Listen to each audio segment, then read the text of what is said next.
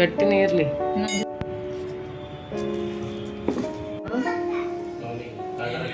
ಇವಾಗ ಹಚ್ಚಿದ್ದೆ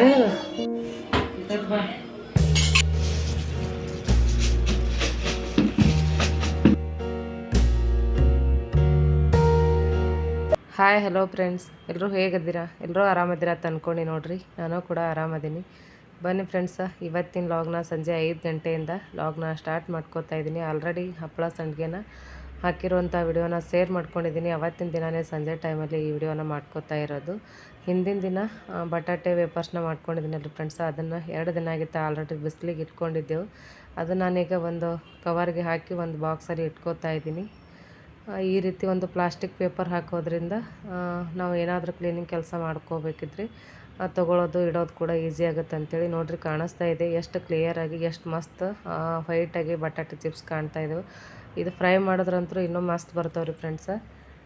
ಹಾಗೆ ಯಾರೆಲ್ಲ ನನ್ನ ಚಾನಲನ್ನು ಸಬ್ಸ್ಕ್ರೈಬ್ ಮಾಡ್ಕೊಲಾರ್ದೆ ನೋಡ್ತಾ ಇದ್ದೀರಾ, ಪ್ಲೀಸ್ ಸಬ್ಸ್ಕ್ರೈಬ್ ಮಾಡಿಕೊಡ್ರಿ. ನಿಮ್ಮ ಫ್ರೆಂಡ್ಸ್ ಫ್ಯಾಮಿಲಿ ಜೊತೆಗೆ ಶೇರ್ ಮಾಡ್ಕೊಳ್ಳಿ, ಒಂದು ಲೈಕ್ ಕೊಡಿ. ಹಾಗೆ ನಿಮ್ಮ ಏನೇ ಅಭಿಪ್ರಾಯಗಳಿದ್ದರೂ ಕೂಡ ಕಮೆಂಟ್ ಮುಖಾಂತರ ತಿಳಿಸಿ ಫ್ರೆಂಡ್ಸ. ಈ ಪ್ಲಾಸ್ಟಿಕ್ನ ಹಾಕಿ ಈ ರೀತಿ ಸ್ಟೋರ್ ಮಾಡ್ಕೊಳ್ಳೋದ್ರಿಂದ ಹವಾ ಆಡಂಗಿಲ್ಲ ಫ್ರೆಂಡ್ಸ್, ಅಂದ್ರೆ ಗಾಳಿ ಹೋಗೋಂಗಿಲ್ಲ. ಒಂದು ವರ್ಷ ಬಿಟ್ಟರೂ ಕೂಡ ಈ ಬಟಾಟೆ ಚಿಪ್ಸ್ ಅನ್ನೋದೇನದಲ್ರಿ ಮೊದಲೇ ಇರ್ತಾವಂದ್ರೆ ತಿಳಿವಿರೋ ಕಾರಣ ಸ್ವಲ್ಪ ತಂಪಾಯಿತು ಅಂದ್ರೆ ಮಳೆಗಾಲದಲ್ಲೇ ಆಗಿರ್ಬೋದು, ಥಂಡಿದಿಂದಲೇ ಆಗಿರ್ಬೋದು, ಒಂದು ಸ್ವಲ್ಪ ಮೆತ್ತಗಾಗೋ ಚಾನ್ಸಸ್ ಇರ್ತವೆ. ಒಂದು ವರ್ಷಕ್ಕೆ ಬರುವಷ್ಟು ಮಾಡ್ಕೊಳ್ತಾ ಇದ್ದೀವಿ. ಹಾಗೆ ಇದನ್ನು ಇಷ್ಟು ಕ್ವಾಂಟಿಟಿ ನಮಗೆ ಬೇಕಾಗಿಲ್ಲ ಫ್ರೆಂಡ್ಸ್, ಅಂದರೆ ಊರಿಗೆ ಇಷ್ಟು ಕೊಟ್ಟು ಹಚ್ಕೊಡ್ತೀವಿ, ಅದ್ರ ಸಲುವಾಗಿ ಜಾಸ್ತಿ ಕ್ವಾಂಟಿಟಿಯಲ್ಲಿ ಮಾಡ್ಕೊಂಡಿದ್ದು. ಈಗ ಚಕ್ಲಿ ಕೂಡ ಇದು ನಾನು ಬಿಚ್ಕೋತಾ ಇದ್ದೀನಿ ರೀ ಫ್ರೆಂಡ್ಸ್. ಯಾಕಂದ್ರೆ ಬೆಳಗ್ಗೆನೇ ಹಾಕ್ಕೊಂಡಿದ್ದು ಆಲ್ರೆಡಿ ಮುಕ್ಕಾಲು ಭಾಗ ಅಂದರೆ 75% ಒಣಗಿದ್ರು ಫ್ರೆಂಡ್ಸ್. ಇನ್ನು ನಾಳೆ 25% ಒಣಗುತ್ತೆ. ಆದರೂ ಕೂಡ ಈ ರೀತಿ ತಗೊಂಡು ಇಟ್ಕೋಬೇಕಂತೇಳಿ ತಗೋತಾ ಇದ್ದೀನಿ. ಬಟಾಟೆ ನೋಡ್ರಿ ತುಂಬಾ ರೇಟ್ ಇದೆ ಈ ಸದ್ಯಕ್ಕಂತೂ ಕೆ ಜಿ ಗಟ್ಟಲೆ ತೊಗೊಂಡ್ರಂತರೂ 25ರಿಂದ 30 ರೂಪಾಯಿಗೆ 1 kg ಅದ. ಆದರೆ ನಾವು ಬ್ಯಾಗ್ ಗಟ್ಟಲೆ ತೊಗೊಂಡು ಬಂದಿರೋದ್ರಿಂದ ಒಂದು ಸ್ವಲ್ಪ ಕಮ್ಮಿ ರೇಟಿಗೆ ಸಿಕ್ಕಿದೆ ಅನ್ಬೋದು ನಮ್ಗೆ. ಅಂದ್ರೆ ಪ್ರತಿ ವರ್ಷವೂ ಕೂಡ ಇದು ಜಾಸ್ತಿ ಕ್ವಾಂಟಿಟಿಯಲ್ಲಿ ಮಾಡ್ತೀವಿ, ಅದ್ರ ಸಲುವಾಗಿ ಒಂದು ಬ್ಯಾಗ್ ಗಟ್ಟಲೆ ತೊಗೊಂಡು ಬಂದಿರ್ತಾರೆ ಫ್ರೆಂಡ್ಸ. ನಿಮ್ಮ ಕಡೆ ಯಾವ ರೀತಿಯಾದ ಬಟಾಟೆ ರೇಟು, ಹಾಗೆ 1 kg ಎಷ್ಟು ರೇಟ್ ಅದ ಅನ್ನೋದನ್ನು ಕೂಡ ಕಮೆಂಟ್ ಮುಖಾಂತರ ತಿಳಿಸಿ. ಹಾಗೆ ನೀವು ಕೂಡ ಪ್ರತಿ ವರ್ಷ ಎಷ್ಟು kg ಬಟಾಟೆ ಚಿಪ್ಸು ಮತ್ತು ಚಕ್ಲಿನ ಮಾಡ್ಕೋತೀರಾ, ಹಾಗೆ ಯಾವ್ಯಾವ ರೀತಿ ವೆರೈಟಿ ಹಪ್ಪಳನ ಮಾಡ್ತೀರಾ ಅನ್ನೋದನ್ನು ಕೂಡ ಕಮೆಂಟ್ ಮುಖಾಂತರ ತಿಳಿಸಿ ಫ್ರೆಂಡ್ಸ್. ಯಾಕಂದ್ರೆ ನಾನು ಕೂಡ ನಿಮ್ಮ ಫ್ಯಾಮ್ಲಿಯಲ್ಲಿ ಒಬ್ಬಳಾಗಿದ್ದೀನಿ, ನೀವು ಕೂಡ ನನ್ನ ಫ್ಯಾಮ್ಲಿಯವರಾಗಿದ್ದೀರಿ. ಪ್ರತಿದಿನ ಎಷ್ಟೋ ಜನರಿಗೆ ಹಾಯ್ ಸಿಸ್ಟರ, ಏನು ಮಾಡ್ಲಾತ್ತೀರಿ, ಊಟ ಆಯ್ತೇನ್ರಿ, ಹಲೋ ಸಿಸ್ಟರ್ ಅಂತ ಈ ರೀತಿ ಕಮೆಂಟ್ ಹಾಕ್ತಾರೆ ಫ್ರೆಂಡ್ಸ. ಸ್ವಲ್ಪ ಹೊತ್ತು ಲೇಟಾಗಿ ರಿಪ್ಲೈ ಮಾಡ್ತೀನಿ, ಯಾಕಂದ್ರೆ ಮೊಬೈಲ್ ನನ್ನ ಕೈ ಹತ್ರನೇ ಇತ್ತು, ಮೊಬೈಲ್ ನನ್ನ ಕೈ ಒಳಗೇ ಇತ್ತು ಅಂದರೆ ಇಮಿಡಿಯೇಟ್ಲಿ ರಿಪ್ಲೈ ಮಾಡ್ತಿರ್ತೀನಿ. ಅಕಸ್ಮಾತ್ ನೆಕ್ಸ್ಟ್ ಸ್ವಲ್ಪ ಹೊತ್ತು ಬಿಟ್ಟು ನೋಡಿದೆ ಅಂದರೂ ಕೂಡ ನನಗೆ ಖುಷಿ ಆಗುತ್ತೆ. ಹೌದಲ್ವಾ, ಊಟ ಆಯ್ತಾ ಸಿಸ್ಟರ್ ಅಂತ ಮೆಸೇಜ್ ಹಾಕಿದ್ರು, ನಾ ಆವಾಗಲೇ ನೋಡಿದ್ರೆ ಕರೆಕ್ಟ್ ಆಗ್ತಿತ್ತಲ್ವ. ಊಟ ಟೈಮ್ಗೆ ಅವರು ಪಾಪ ಮೆಸೇಜ್ ಹಾಕಿದ್ರು, ನಾನು ರಿಪ್ಲೈ ಮಾಡಲಿಲ್ವ ಅಂತ ಎಷ್ಟೋ ಸಾರಿ ನನಗೆ ಫೀಲ್ ಆಗುತ್ತೆ ರೀ ಫ್ರೆಂಡ್ಸ್. ಆದರೂ ಕೂಡ ನೀವೇನೂ ತಿಳ್ಕೊಳಂಗಿಲ್ಲ, ಯಾಕಂದರೆ ಸಿಸ್ಟರ್ ಏನು ಬೇಕಂತೇನು ಬಿಟ್ಟಿಲ್ಲ, ಅವ್ರು ನೋಡ್ಲಾರ ಸಲುವಾಗಿ ಅಥವಾ ಅವ್ರಿಗೆ ಟೈಮ್ ಸಿಗ್ಲಾರ ಸಲುವಾಗಿ ಬಿಟ್ಟಿದ್ದ ಕಮೆಂಟ್ ರಿಪ್ಲೈ ಮಾಡಿಲ್ಲ ಅಂತ ನೀವು ಅನ್ಕೋತೀರಿ ಅನ್ನೋ ಸಲುವಾಗಿ ನಾನು ಕೂಡ ನೆಕ್ಸ್ಟ್ ಯಾವಾಗ ನೋಡ್ತೀನಿ ಆವಾಗ ಮೆಸೇಜ್ನ ರಿಪ್ಲೈ ಮಾಡ್ತೀನಿ ರೀ ಫ್ರೆಂಡ್ಸ್. ಯಾಕಂದರೆ ಇದು ಯೂಟ್ಯೂಬಲ್ಲಿ ಕೂಡ ಎಷ್ಟೋ ಜನ ನನ್ನ ಜೊತೆಯಲ್ಲಿ ಹೆಂಗೆ ಮಾತಾಡ್ತಾರೆ ಅಂದರೆ, ಈಗ ವಾಟ್ಸಪ್ಪಲ್ಲಿ ನಮ್ಮ ಫ್ರೆಂಡ್ಸ್ ಜೊತೆ ಯಾವ ರೀತಿ ಹಾಯ್ ಬಾಯ್, ಏನದು ಮಾಡ್ತಾ ಇದೀಯಾ, ಎಲ್ಲಿದೆಯಾ, ಏನು ನಡೀತಾ ಇದೆ ಕೆಲಸ, ಯಾವ ರೀತಿ ಇದೆ, ಈ ರೀತಿ ನಾವೇನು ನಮ್ಮ ಫ್ರೆಂಡ್ಸ್ ಜೊತೆ ಮಾತಾಡ್ತೀವಲ್ಲ ಅದೇ ರೀತಿಯೇ ನನಗೂ ಕೂಡ ಫೀಲ್ ಆಗುತ್ತೆ. ಯೂಟ್ಯೂಬಲ್ಲಿ ಕೂಡ ನನಗೆ ಕಮೆಂಟ್ ಹಾಕಿ ಹಾಯ್ ರೀ ಸಿಸ್ಟರ, ಊಟ ರೀ ಸಿಸ್ಟರ, ಏನು ಮಾಡಕತ್ತೀರಿ ಸಿಸ್ಟರ್ ಅಂತ ಕೇಳ್ತಾರಲ್ರಿ, ತುಂಬಾ ಖುಷಿ ಆಗುತ್ತೆ. ಹಾಗೆ ನೋಡಿರಿ ಫ್ರೆಂಡ್ಸ, ಸಂಜೆ ಟೈಮಲ್ಲಿ ಒಂದು ನಮ್ಮ ಇದರಿಂದ ಆಫೀಸ್ ಕಡೆಯಿಂದ ಒಂದು ಪಾರ್ಸಲ್ ಬಂದಿತ್ತು, ಅವನು ರಿಮೂವ್ ಮಾಡೋದನ್ನು ವಿಡಿಯೋ ಮಾಡ್ಕೋತಾ ಇದ್ದ. ಯಾಕಂದರೆ ಇದು ಆಫೀಸ್ ವರ್ಕ್ ಆಗಿರೋದ್ರಿಂದ ಕೆಲವೊಂದು ಸಾರಿ ಡೆಲಿವರಿ ಬಾಯ್ಗಳಾಗಿರ್ಬೋದು ಅಥವಾ ಏನೇ ಪ್ರಾಬ್ಲಮ್ ಆಗಿ ಅಕಸ್ಮಾತ್ ಅದ್ರೊಳಗೆ ಅವ್ರು ಕಳಿಸಿರುವಂಥ ಮಟ್ರಿಯಲ್ ನಮ್ಗೆ ಕ್ಲಿಯರಾಗಿ ತಲುಪಿದೆ ಅಂತ ನಾವು ಅಕಸ್ಮಾತ್ ತಲುಪಲಿಲ್ಲ ಅಂದರೆ ಅವ್ರಿಗೆ ಕಂಪ್ನಿಯವರಿಗೆ ಪ್ರೂಫ್ ಇರಲಿ ಅನ್ನೋ ಸಲುವಾಗಿ ನನ್ನ ಮಗನಿಗೆ ಹಚ್ಚಿ ವಿಡಿಯೋ ಮಾಡಪ್ಪು ನೋಡ, ನಾನು ಪ್ರಾಡಕ್ಟ್ ಕರೆಕ್ಟಾಗಿ ಬಂದಾವೇನೋ ಅಂತ ನೋಡ್ತೀನಿ ಅಂತೇಳಿ ಮಾನಿಟರ್ನ ಕಳಿಸಿದ್ರು ಫ್ರೆಂಡ್ಸ.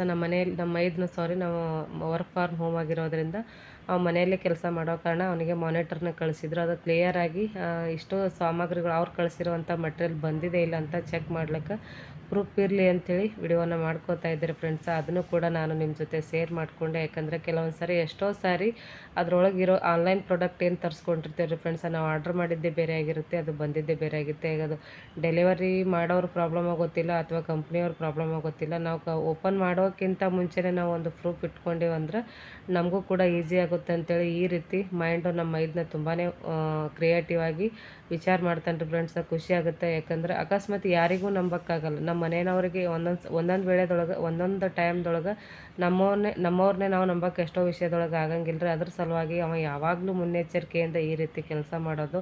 ಅವನು ನೋಡಿ ಎಷ್ಟೋ ವಿಷಯಗಳು ನಾವು ಕಲಿತೀವಿ, ಹಾಗೆ ನನ್ನ ಮನೆಯಲ್ಲಿ ಕೂಡ ಕಲಿತಾರಂತ ಹೇಳ್ಕೊಳ್ಳೋಕ್ಕೆ ತುಂಬಾ ಹೆಮ್ಮೆ ಇದೆ ರೀ ಫ್ರೆಂಡ್ಸ್. ಯಾಕಂದ್ರೆ ಅವನು ನನ್ನ ಮಕ್ಕಳು ಎದುರುಗಡೆ ಈ ರೀತಿ ಏನಾದರೂ ತೊಗೋಬೇಕಂದ್ರೆ ಸಾಕ್ಷಿ ಬೇಕಾಗುತ್ತೆ, ಸುಮ್ಮನೆ ಅಂತ ಈ ರೀತಿ ವಿಚಾರ ಮಾಡ್ತಾರೆ. ನನಗೊಂದು ಟೈಮ್ದಾಗ ಅನ್ಸುತ್ತೆ ನನ್ನ ಮಕ್ಕಳು ಇಂಥವೆಲ್ಲ ವಿಚಾರಗಳು ತಲೆಯಲ್ಲಿ ಹಾಕೋಬೇಕು ನೋಡು, ಅವ್ರಿಗೂ ಯೂಸ್ ಆಗ್ತಾವೆ ನೋಡು, ನಮ್ಮ ಇದನ್ನ ಮೈಂಡ್ ಒಳ್ಳೆ ರೀತಿ ಇದೇ ನೋಡು ಅಂತ ಎಷ್ಟೋ ಟೈಮ್ದಾಗ ನಾನು ವಿಚಾರ ಮಾಡಿದ್ದುಂಟು ಫ್ರೆಂಡ್ಸ. ನಿಮ್ಗೆ ಯಾವ ರೀತಿ ಅನ್ನಿಸ್ತು ನಾವು ಮುನ್ನೆಚ್ಚರಿಕೆಯಾಗಿ ವಿಡಿಯೋ ಮಾಡ್ಕೊಂಡಿದ್ದು ನೋಡಿ, ಸರಿನಾ ತಪ್ಪ ಅಂತ ಕಮೆಂಟ್ ಮಾಡಿರಿ. ಹಾಗೆ ಸಂಜೆ ಟೈಮಲ್ಲಿ ಮತ್ತೆ ಅಕ್ಕ ತಂಗಿ ಸೇರಿ ಅಡುಗೆ ಕೆಲಸನ ಸ್ಟಾರ್ಟ್ ಮಾಡ್ಕೊಂಡಿದ್ದೀವಿ ಫ್ರೆಂಡ್ಸ. ಇವತ್ತು ನಾನು ಮಾಡ್ತಾ ಇರೋದು ನಮ್ಮ ಉತ್ತರ ಕರ್ನಾಟಕದ ಸ್ಪೆಷಲ್. ಎಲ್ಲರೂ ಮನೆಯಲ್ಲಿ ಆಲ್ಮೋಸ್ಟ್ ಆಲ್ ಮಾಡ್ತೀರಾ ಅಂತ ಅಂದ್ಕೊಂಡಿದ್ದೀನಿ. ಮಾಡ್ತಿದ್ರಂದ್ರೆ ಎಸ್ ಅಂತ ಕಮೆಂಟ್ ಹಾಕಿ. ಇಲ್ಲಾಂದ್ರೆ ಸಿಸ್ಟರ್ ನಾವು ಈ ರೀತಿ ಅಡುಗೆನೇ ಮಾಡೋಂಗಿಲ್ಲ, ನಾವು ಡೈಲಿ ರೊಟ್ಟಿ ಚಪಾತಿನೇ ತಿನ್ನೋದು ಅಂಥೇಳಿ ಕಮೆಂಟ್ ಹಾಕಿರಿ ಫ್ರೆಂಡ್ಸ. ಈಗ ನಾನು ಮಾಡ್ತಾ ಇರೋದು ಜೋಳದ ಮುದ್ದೆ ರೀ ಫ್ರೆಂಡ್ಸ. ಜೋಳದ ಮುದ್ದೆ ಮಾಡೋಕ್ಕೆ ನಾನು ಒಂದಿಷ್ಟು ಜೋಳದ ಹಿಟ್ಟು ಮತ್ತು ಕಡಲೆ ಹಿಟ್ಟನ್ನ ಮಿಕ್ಸ್ ಮಾಡ್ಕೊಂಡಿದ್ದೀನಿ ರೀ ಫ್ರೆಂಡ್ಸ. 3 ಬೌಲು ಜೋಳದ ಹಿಟ್ಟು ತೊಗೊಂಡ್ರೆ ಅದಕ್ಕೆ 1 ಬೌಲ್ ಆಗುವಷ್ಟು ಕಡಲೆ ಹಿಟ್ಟನ್ನ ಮಿಕ್ಸ್ ಮಾಡ್ಕೊಂಡಿದ್ದೀನಿ. ಇದನ್ನು ಮೊದಲಿಗೆ ಗಂಟು ಇಲ್ಲದ ಹಾಗೆ ಕಲಸಿ ಇಟ್ಕೊತೀನಿ ರೀ ಫ್ರೆಂಡ್ಸ, ರೆಡಿ ಮಾಡಿ ಇಟ್ಕೊತೀನಿ. ಆಲ್ರೆಡಿ ತಂಗಿ ಉಳ್ಳಾಗಡ್ಡಿ ಅದಕ್ಕೆ ಏನೇನು ಬೇಕಾಗಿರುವಂಥ ಉಳ್ಳಾಗಡ್ಡಿ ಆಗಿರ್ಬೋದು, ಹಸಿಮೆಣ್ಸಿನ್ಕಾಯಿ ಆಗಿರ್ಬೋದು ಅವಳು ಕಟ್ ಮಾಡಿಕೊಂಡು ನಾನು ಈ ಕಡೆ ಹಿಟ್ಟು ಕೂಡ ರೆಡಿ ಮಾಡ್ಕೊತಾ ಇದ್ದೆ. ಈ ರೀತಿ ಹಿಟ್ಟನ್ನ ಗಂಟಿಲ್ಲಾರ್ದಾಗ ಹಿಟ್ಟನ್ನ ಕಲಿಸ್ಕೊಂಡು ರೆಡಿ ಮಾಡಿ ಇಟ್ಕೊಂಡು ಈಗ ಅದಕ್ಕೆ ನಾನು ಒಂದು ಬೊಗೋಣಿ ಒಳಗೆ ಒಗ್ಗರಣೆ ಹಾಕೋತೀನಿ ರೀ ಫ್ರೆಂಡ್ಸ್. ಆಲ್ರೆಡಿ ಬೊಗೋಣಿ ತಳ ಜಾಸ್ತಿನೇ ಕಾದಿತ್ತು, ಒಲೆ ಮೇಲೆ ಇಟ್ಕೊಂಡಿದ್ದೆ. ಹಾಗೆ ನೋಡ್ರಿ ಒಂದು 5ರಿಂದ 6 ಟೇಬಲ್ ಸ್ಪೂನ್ ಆಗುವಷ್ಟು ಎಣ್ಣೆನ ಹಾಕ್ಕೊಂಡು ಅದಕ್ಕೆ ಜೀರಿಗೆ, ಸಾಸಿವೆ, ಹಾಗೆ ಒಂದಿಷ್ಟು ಉದ್ದಿನಬೇಳೆ, ಶೇಂಗಾ ಬೀಜ, ನಾರ್ಮಲಾಗಿ ಉಪ್ಪಿಟ್ಟು ಒಗ್ಗರಣೆ ಯಾವ ರೀತಿ ಮಾಡ್ತೀವೋ ಸೇಮ್ ಅದೇ ಪ್ರೊಸೀಜರಲ್ಲಿ ಮಾಡೋದು. ಆದರೆ ಟೇಸ್ಟ್ ಮಾತ್ರ ಭಾರಿ ಮಸ್ತ್ ಕೊಡ್ತೀರಿ ಫ್ರೆಂಡ್ಸ. ಈ ಬೇಸಿಗೆ ದಿನ ಆಗಿರೋದ್ರಿಂದ ಆರೋಗ್ಯ ಕೂಡ ತುಂಬಾ ತಂಪು. ಜೋಳದ ಹಿಟ್ಟಿನ ಮುದ್ದೆ ನಮ್ಮ ಕಡೆ ಅಂತೂ ಕಂಪಲ್ಸರಿ ಇದು ಮಾಡೇ ಮಾಡ್ತಾರಂತ ಅಂದ್ಕೊಂಡಿದ್ದು. ನಮ್ಮ ಗುಲ್ಬರ್ಗ ಸೈಡ್ ಅಂತ ಇದು ಆಲ್ಮೋಸ್ಟ್ ಅಲ್ಲಿ ಜಾಸ್ತಿ ಮಾಡೋದು ನನ್ನ ತವ್ರ ಮನೆ ಕಡೆ. ಯಾಕಂದ್ರೆ ನನ್ನ ತವ್ರ ಮನೆಗೆ ನನ್ನ ಗಂಡನ ಮನೆಗಿಂತ ನನ್ನ ತವ್ರ ಮನೆಯಲ್ಲಿ ಈ ರೀತಿ ರೆಸಿಪಿಗಳು ಜಾಸ್ತಿ ಮಾಡೋದು. ನೋಡ್ರಿ ಅದಕ್ಕೆ ಒಗ್ಗರಣೆ ಹಾಕ್ಕೊಂಡು ಲಾಸ್ಟಲ್ಲಿ ಒಂದಿಷ್ಟು ಹುಣಸೆ ಹಣ್ಣಿನ ರಸ ಹಾಕ್ಕೊಂಡಿದ್ದೀನಿ. ಮೊದಲೇ ಹೇಳಿದಾಗೆ ಉಪ್ಪಿಟ್ಟು ಒಗ್ಗರಣೆನ ಯಾವ ರೀತಿ ಹಾಕ್ತೀವೋ ಸೇಮ್ ಅದೇ ಪ್ರೊಸೀಜರಲ್ಲಿ ಹಾಕಿರೋ ಕಾರಣ ಹೇಳ್ತಾ ಇದ್ದೀನಿ ರೀ ಫ್ರೆಂಡ್ಸ. ಹುಣಸೆ ಹಣ್ಣು ಹಾಕ್ಕೊಂಡಿದ್ದೀನಿ, ಅದಕ್ಕೆ ಬೇಕಾಗುವಷ್ಟು ನೀರನ್ನ ಕೂಡ ಹಾಕ್ಕೊಂಡು ಅದಕ್ಕೆ 1 ಹಚ್ಚಾಗುವಷ್ಟು ಬೆಲ್ಲ ಕೂಡ ಸೇರಿಸ್ಕೊತಾ ಇದ್ದೀನಿ ರೀ ಫ್ರೆಂಡ್ಸ.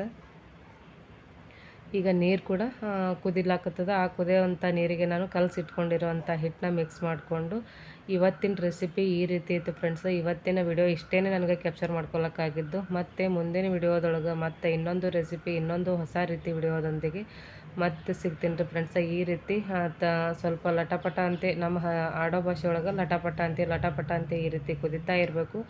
ಲಾಸ್ಟಲ್ಲಿ ಮೇಲ್ಗಡೆ ಒಂದು ಸ್ವಲ್ಪ ಕೊತ್ತಂಬರಿ, ಒಂದು ಸ್ವಲ್ಪ ಹಸಿ ಎಣ್ಣೆ, ಅಂದರೆ ಒಗ್ಗರಣೆಗೆ ಬಳಸುವಂಥ ಎಣ್ಣೆನೇ ನಾವು ಹಾಕ್ಕೊಂಡ್ರೆ ತುಂಬಾ ಟೇಸ್ಟ್ ಆಗ್ತದೆ ರೀ ಫ್ರೆಂಡ್ಸ. ಇವತ್ತಿನ ವಿಡಿಯೋವನ್ನು ನಿಮ್ಮ ಟೈಮ್ನ ಬಿಡು ಮಾಡಿಕೊಂಡು ವಿಡಿಯೋವನ್ನು ಕೊನೆವರೆಗೂ ನೋಡಿದ್ದಕ್ಕಾಗಿ ತುಂಬಾ ಧನ್ಯವಾದಗಳು ಫ್ರೆಂಡ್ಸ. ಇದೇ ರೀತಿ ನೋಡ್ತಾಯಿರಿ, ಸಪೋರ್ಟ್ ಮಾಡ್ತಾಯಿರಿ. ನಿಮ್ಮ ಕಮೆಂಟ್ಗೆ ಆದಷ್ಟು ಬೇಗ ರಿಪ್ಲೈ ಕೊಡಲಿಕ್ಕೆ ನಾನು ಕೂಡ ಪ್ರಯತ್ನ ಪಡ್ತೀನಿ ರೀ ಫ್ರೆಂಡ್ಸ. ಧನ್ಯವಾದಗಳು.